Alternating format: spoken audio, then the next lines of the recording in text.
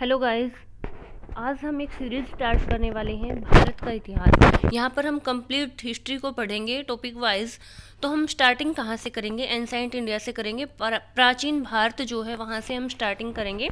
और प्राचीन भारत, उसके बाद जो है मिडवेल इंडिया यानी कि मध्यकालीन भारत, और उसके बाद जो है मॉडर्न इंडिया यानी कि आधुनिक भारत हम जो है पढ़ेंगे। तो यहाँ पर हम स्टेप टू स्टेप पूरी की पूरी जो हिस्ट्री है, कंप्लीट जो हमारी हिस्ट्री है उसकी स्टडी करने वाली है। तो यहाँ पर सबसे पहले हम बात करेंगे प्राचीन भारत की। देखिए, जब हम प्राचीन भारत की बात करते हैं तो भारत एक विशाल प्रायद्वीप है। देखिए, यहाँ पर प्रायद्वीप का मतलब क्या होता है? प्रायद्वीप एक ऐसा एरिया होता है जो 3 साइड से वाटर से घिरा हुआ होता है, यानी कि 3 साइड से पानी से घिरा हुआ एरिया जो है वो प्रायद्वीप कहलाता है, पेनिनसुला कहलाता है। तो भारत क्या है? एक प्रायद्वीप है। आप सबको पता है इंडिया जो है वो 3 साइड से वाटर से घिरा हुआ है। अगर हम गुजरात से बात करें, गुजरात, महाराष्ट्र, केरला, कर्नाटक, उसके बाद जो है सेकंड जो कोस्ट है, ईस्टर्न कोस्ट के ऊपर भी जो तमिलनाडु है, आंध्र प्रदेश है, उड़ीसा है, पश्चिमी बंगाल है, ये सारे के सारे जो एरियाज़ हैं इससे घिरे हुए हैं पानी से, यानी कि ये एक कोस्टल रेंज बनाते हैं। तो इस वजह से भारत को क्या कहा जाता है? प्रायद्वीप कहा जाता है। इसे आर्यवर्त, ब्रह्मावर्त, हिंदुस्तान और इंडिया जैसे नामों से भी पुकारा जाता है। ये जो हम शब्द पढ़ रहे हैं, आर्यवर्त, ब्रह्मावर्त, हिंदुस्तान, ये जो अलग अलग लोगों के द्वारा, अलग अलग जो विद्वान हुए हैं उनके द्वारा दिए गए शब्द हैं। अब देखिए, जो प्राचीन भूगोलवेता हैं उन्होंने भारत को किस नाम से पुकारा है? उन्होंने इंडिया की जो लोकेशन है, उसकी जो स्थिति है, उसके बेस पर भारत के लिए एक शब्द का प्रयोग किया है। उसका क्या नाम है? चतुस्थान संस्थितम। चतुस्थान संस्थितम शब्द का प्रयोग इंडिया की लोकेशन के लिए किया है ज्योग्राफर्स ने, भूगोलवेताओं ने। भारत की मूलभूत एकता के लिए सबसे पहले जो भारतवर्ष शब्द है उसका प्रयोग किसके द्वारा किया गया था? पाणिनि के द्वारा किया गया था। और पाणिनि की एक बुक थी अष्टाध्यायी, उसमें जो है भारतवर्ष शब्द का पहली बार प्रयोग किया गया था।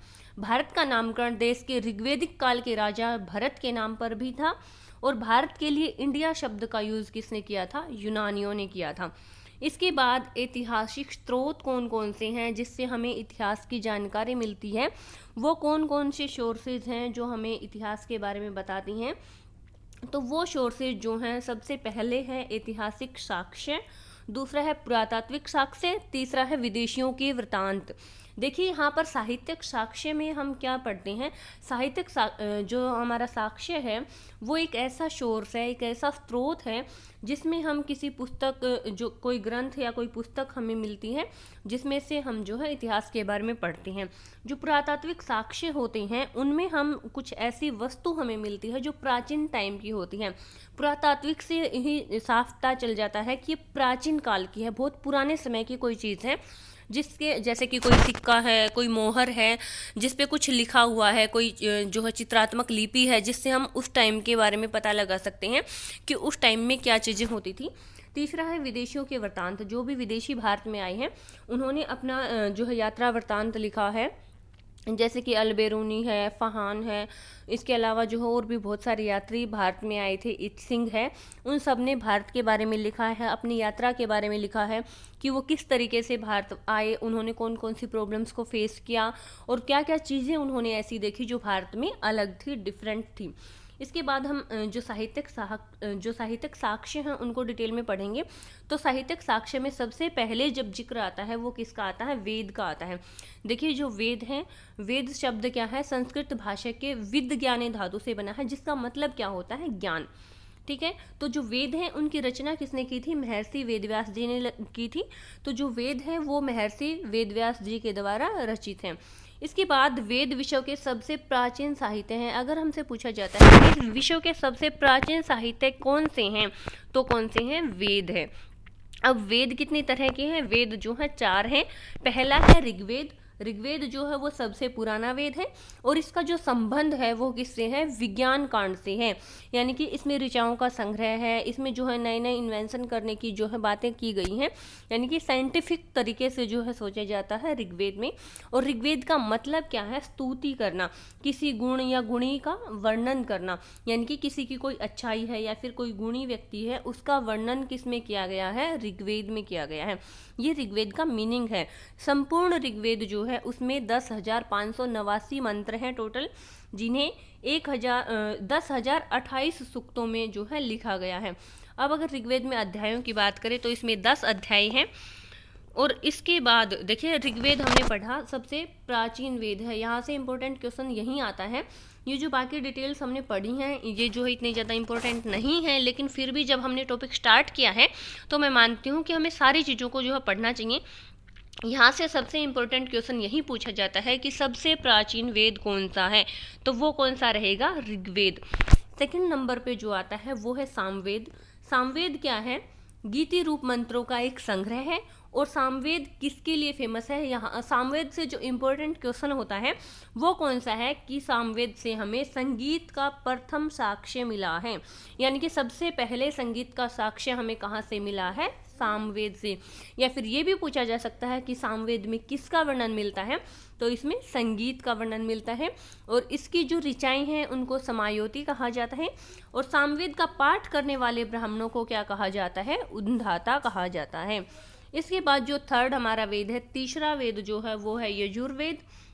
अब यजुर्वेद में कौन सी चीज़ का वर्णन किया गया है, यजुर्वेद में यज्ञानुष्ठान का वर्णन किया गया है, यानी कि यज्ञों का जो वर्णन किया गया है वो किस में किया गया है, यजुर्वेद में किया गया है। इसके बाद देखिए इसमें एक जो है गद्यात्मक ग्रंथ है। और यज्ञ में कहे जाने वाले जो भी गद्यात्मक मंत्र हैं उनको क्या कहा जाता था, यजुष कहा जाता था।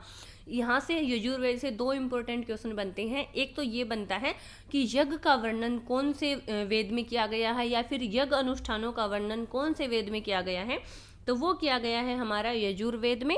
और यजुर्वेद में जो गद्यात्मक मंत्र हैं उनको क्या कहा जाता है, तो उनको कहा जाता है यजुष। इसके बाद जो चौथे नंबर का हमारा वेद है वो है अथर्ववेद। देखिए जो अथर्ववेद है उसी का एक पार्ट है आयुर्वेद।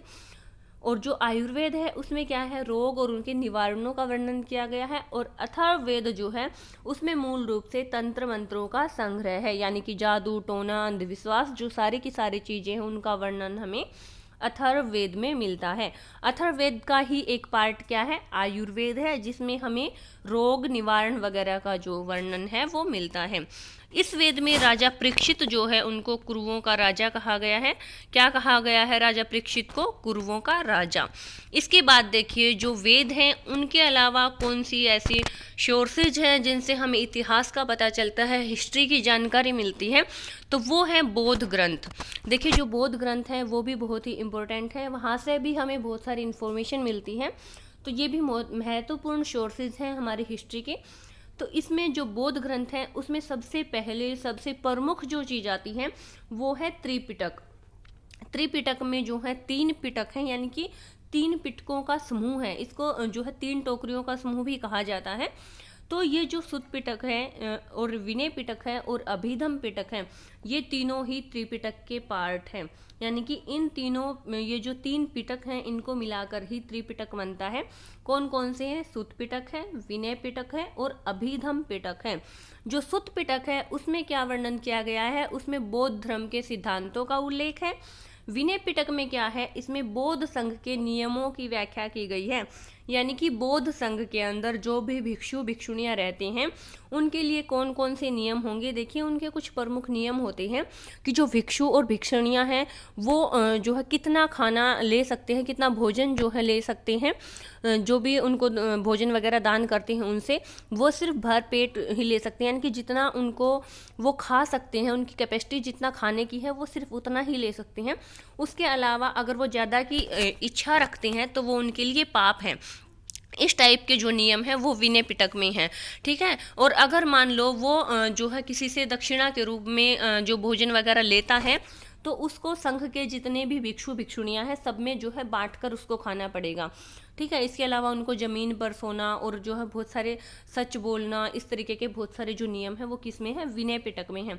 अब देखिए विनय पिटक का जो शाब्दिक अर्थ होता है वो क्या होता है, अनुशासन की टोकरी। अब देखिए सबसे पहले हम जो इम्पोर्टेंट बात करें त्रिपिटक के बारे में, तो जो त्रिपिटक हैं उनकी रचना काल यानी कि उनकी रचना किस टाइम पीरियड में हुई थी, तो वो 100 ईसा पूर्व से 500 ईसा पूर्व में हुई थी। देखिए अब हिस्ट्री की जो शुरुआत होती है उसमें डेट से ही होती है। डेट जो है वो हिस्ट्री में बहुत ही इम्पोर्टेंट हो जाती हैं, क्योंकि अगर हम बात करें इतिहास की तो जो है तिथियों का दूसरा नाम ही इतिहास है। यहाँ पर हमें डेट्स को याद करना बहुत ही इम्पोर्टेंट हमारे लिए हो जाता है। तो यहाँ पर जब भी हम डेट के बारे में पढ़ेंगे तो दो चीज़ें पढ़ेंगे, ईसा पूर्व और ईस्वी। ठीक है, ईस्वी का मतलब और जो है ईसा पूर्व, ईसा पूर्व का मतलब क्या है, ईसा के जन्म से पहले, और ईस्वी जो अब चल रही है इसको जो है एडी भी कहा लिखा जाता है, और जो हमारी ईसा पूर्व है उसको जो है बीसी लिखा जाता है। बीसी का मतलब बिफोर क्राइस्ट, और जो है इसको कई बार बीसीई भी लिखा जाता है, सीई भी लिखा जाता है एडी को। सी का मतलब होता है कॉमन एरा, और बीसी को जो है कई बार बीसीई भी लिखा जाता है, जिसका मतलब बिफोर कॉमन एरा। ठीक है, इसके बाद देखिए जो विनय पिटक के बाद जो तीसरा आता है हमारा अभिधम पिटक है। अब जो अभिधम पिटक है इसमें क्या है, बौद्ध दर्शन के ऊपर प्रकाश डाला गया है कि बौद्ध धर्म जो दर्शन है वो कौन कौन सी चीज़ों को मानता है, कौन कौन से नियम है बौद्ध धर्म की, जो सारी की सारी धार्मिक व्याख्या है वो किस में है, अभिधम पिटक में है। अब देखिए ये जो ग्रंथ हैं इनकी रचना कौन सी भाषा में की गई है। जब भी हमारे सामने बौद्ध धर्म की बात आती है तो बौद्ध धर्म में कौन सी भाषा रहेगी, पाली भाषा रहेगी। उस टाइम पे दो भाषाएं प्रमुख थी, पाली और प्राकृत, लेकिन बौद्ध धर्म में कौन सी रहेगी, पाली भाषा रहेगी। तो ये जो त्रिपिटक हैं, तीन पिटक जिनके बारे में हमने पढ़ा, उनकी रचना कौन सी भाषा में की गई है, पाली भाषा में की गई है। इसके बाद जो अभिधम पिटक है और जो विनय पिटक है, सुत्त पिटक है, ये तीनों के तीनों जो त्रिपिटक में काउंट होते हैं, इनकी रचना कहाँ पर की गई थी, ये कहाँ पर लिखे गए थे, तो इनकी रचना सिंहल देश यानी कि श्रीलंका में की गई थी। इसके बाद देखिए जो त्रिपिटक हैं उसके अलावा और कौन कौन से बौद्ध ग्रंथ हैं जो हमें इतिहास की जानकारी देती हैं, तो उनमें है निकाय। निकाय क्या होते हैं, संस्कृत और पाली में निकाय का अर्थ संकलन, संग्रह, समुच्चय या श्रेणी होता है, और इस शब्द का अधिकतर प्रयोग सुत्त पिटक के लिए किया गया है। इसके अलावा जातक आते हैं। जातक क्या है, इसमें कथाएं होती हैं, कहानियाँ होती हैं जो बौद्ध साहित्य से रिलेटेड है, और इनकी संख्या जो है वो कितनी है, 547 है। जातक में भगवान बुद्ध के पूर्व जन्म की काल्पनिक कथाएं हैं। काल्पनिक का मतलब क्या है कि वो सच नहीं है, किसी की आंखों देखी नहीं है, वो कल्पना है, कल्पना मात्र जिसको हम पढ़ते हैं, तो वो क्या है, काल्पनिक कथाएं हैं जातक में। ईसा पूर्व प्रथम शताब्दी तक इनकी रचना जो है हो चुकी है। ये हमें कैसे पता चला कि ईसा पूर्व प्रथम शताब्दी तक इनकी रचना हो चुकी थी, ये हमें पता चलता है सांची के स्तूपों से। सांची के जो स्तूप हैं इनके ऊपर जो है इनका वर्णन मिलता है। इसके बाद नागसेन के द्वारा रचित एक पुस्तक है मिलिंद पन्हो। मिलिंद पन्हो जो है उसमें हिंद यवन शासक था एक मिनांडर, उसके बारे में जानकारी मिलती है। ये जो मिनांडर थे इन्होंने किसी बौद्ध भिक्षु के साथ जो बातचीत की थी उसी का वर्णन किया गया है मिलिंद पन्हो में, और जो किसने लिखी थी, नागसेन ने लिखी थी। तो ये हमारे लिए बहुत ही इंपॉर्टेंट क्वेश्चन हो जाता है। जितने भी एग्जाम्स हैं सब में कोई ना कोई रचना जरूर पूछी जाती है कि ये रचना किसकी है, वो रचना किसकी है। तो इसी टाइप के कुछ और भी ग्रंथ हम पढ़ेंगे। तो यहाँ पर जो हमारे लिए इम्पोर्टेंट है वो क्या है, मिलिंद पन्हो किसने लिखी, तो वो नागसेन ने लिखी थी। और किसके बारे में लिखी थी, तो वो मिनांडर के बारे में लिखी थी। मिनांडर की किसी बौद्ध भिक्षु के साथ जो है बातचीत को इसमें लिखा गया है। इसके बाद जैन साहित्य क्या कहलाते हैं, आगम कहलाते हैं। और जैन आगमों में सबसे महत्वपूर्ण क्या है, अंग हैं। अंगों की संख्या कितनी है, 12 है। जैन आगमों की वर्तमान स्वरूप जो है 512 ईस्वी में वल्लभी में आयोजित जैन संगति में प्रदान किया गया था। देखिए संगति क्या होती हैं, ये एक तरीके से मीटिंग्स कह सकते हैं उनकी, जब वो लोग इकट्ठा होते थे और जो जैन धर्म के अनुयायियों को महावीर स्वामी के द्वारा जो उपदेश दिया जाता था उनको जैन संगतियाँ कहा जाता था। इसके बाद प्रमुख जैन ग्रंथ कौन कौन से थे, जो प्रमुख जैन ग्रंथ थे उनमें से सबसे पहले जो जिक्र आता है वो आता है परिशिष्ट पर्वन का। जो परिशिष्ट पर्वन है ये हेमचंद्र के द्वारा लिखी गई एक रचना है जिसमें भारत के प्राचीन इतिहास की जानकारी हमें मिलती है। इसके बाद जो सेकंड है वो है भद्रबाहुचरित। अब ये जो जैन ग्रंथ है भद्रबाहुचरित, इसमें जैन आचार्य भद्रबाहु के साथ साथ चंद्रगुप्त मौर्य के बारे में भी हमें जानकारी मिलती है। चंद्रगुप्त मौर्य कौन था, मौर्य वंश का संस्थापक था जिसने मौर्य वंश की स्थापना की थी। जो मगध का शासक होता था धनानंद, उसको हराकर जो है चंद्रगुप्त मौर्य सम्राट बना था। और उससे पहले चंद्रगुप्त मौर्य ने जो है सेल्यूकस के साथ भी युद्ध किया था। सेल्यूकस निकेटर जो था वो सिकंदर का सेनापति था, उसके साथ भी युद्ध किया था। वो जो है ग्रीक सेना होती थी जो भारत के ऊपर अटैक करने के लिए आई थी।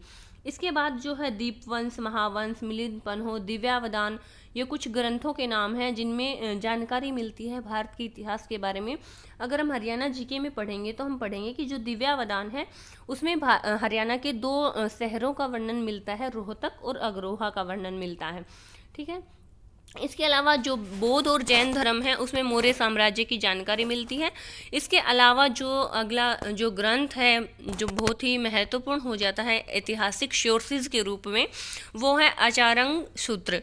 अब ये जो आचार्य सूत्र है हरमन जैकोबी जो थे उन्होंने लिखी थी, और इनमें जैन भिक्षुओं के द्वारा जो आचरण किए जाते थे यानी कि जो नियम उनके लिए थे उनका वर्णन मिलता है। भगवती सूत्र में महावीर स्वामी के जीवन और 16 जो महाजनपद होते थे उनका वर्णन मिलता है। और भगवती सूत्र की जो रचना है वो किसने की थी? सुधर्म स्वामी ने की थी। और कौन सी भाषा में की थी? प्राकृत भाषा में की थी। देखिए इससे पहले हमने जितने भी ग्रंथ पढ़े हैं मैक्सिमम की जो रचना है वो कौन सी भाषा में की गई है? पाली भाषा में की गई है। सभी के सभी जो बौद्ध ग्रंथ है वो पाली भाषा में लिखे गए हैं, लेकिन यहाँ पर हमने पढ़ा कि जो भगवती सूत्र है वो प्राकृत भाषा में लिखा गया है। अब जो सभी आगम है उनमें सबसे बड़ा ग्रंथ है भगवती सूत्र। इसके बाद है कल्प सूत्र। देखिए अब तक के जो ग्रंथ थे उनकी रचना पाली और प्राकृत में की गई है, लेकिन जो बाद में जो ग्रंथ रचे गए थे, लिखे गए थे, उनकी रचना जो है संस्कृत भाषा में की गई है। कल्प सूत्र जो है भद्रबाहु द्वारा ही लिखा गया है, और इसमें जैन तीर्थंकर जो होते थे उनका जीवन चरित्र है, यानी कि उनके जीवन की घटनाएं हैं, उनकी जीवनी उसमें वर्णित है।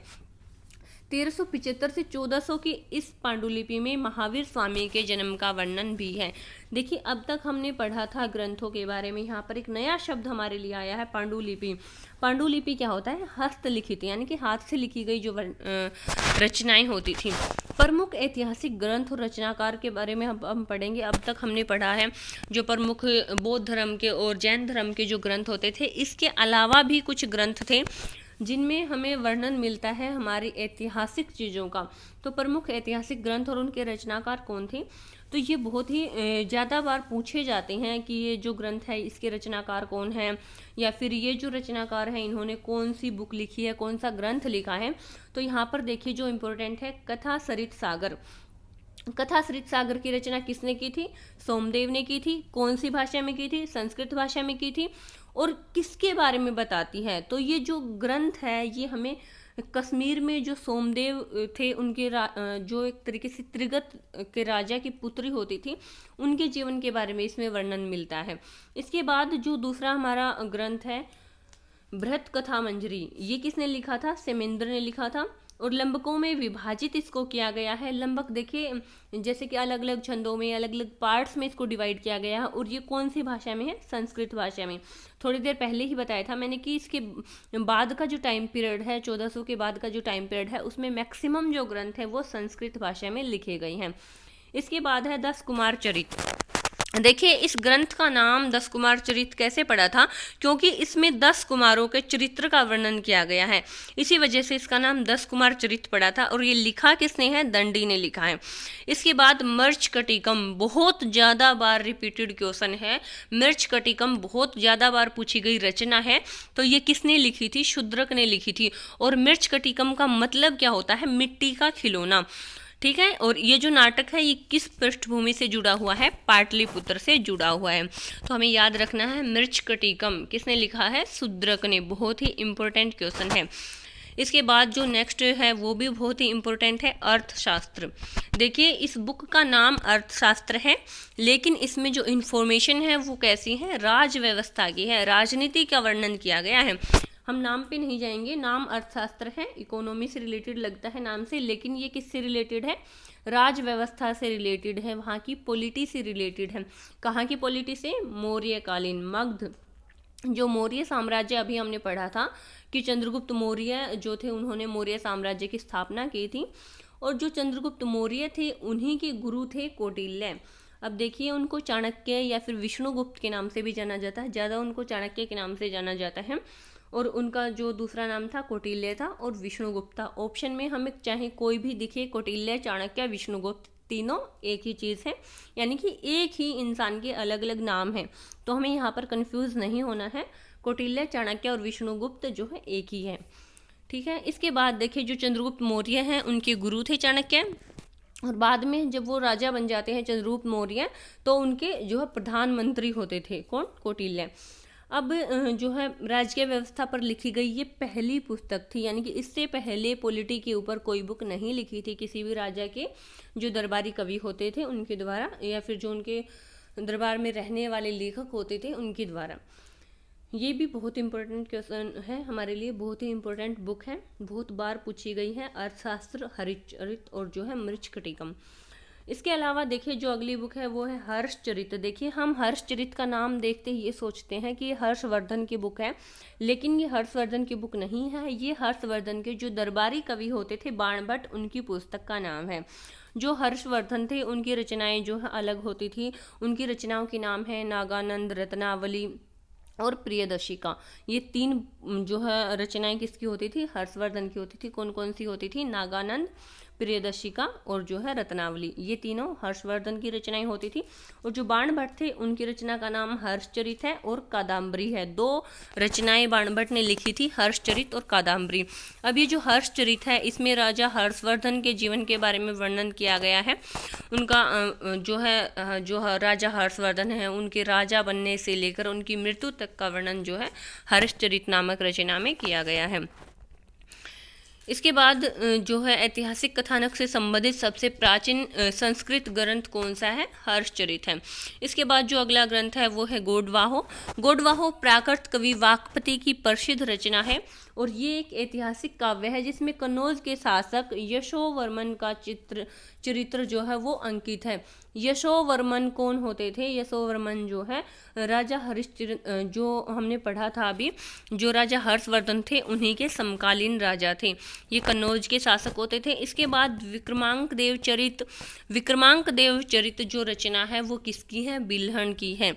और कब की थी उन्होंने, 11वीं सदी में की थी। और किसका वर्णन है इसमें, कश्मीर का जो प्रसिद्ध कवि थे उन्होंने चालुक्य राजा विक्रमादित्य पंचम के पराक्रमों का वृत्तांत इसमें लिखा है। जो राजा विक्रमादित्य पंचम थे उनका वर्णन कब से कब तक है, 1076 से 1127 के टाइम पीरियड तक जो है विक्रमादित्य के पराक्रमों का वर्णन इसमें बिल्हण ने लिखा है। बिल्हण की एक और रचना होती थी, उसका नाम क्या था, चोर पंचासिका। इसके बाद रामचरित हेमचंद्र की रचना है। और जो कुमारपाल चरित है उसको दिव्याश्रय भी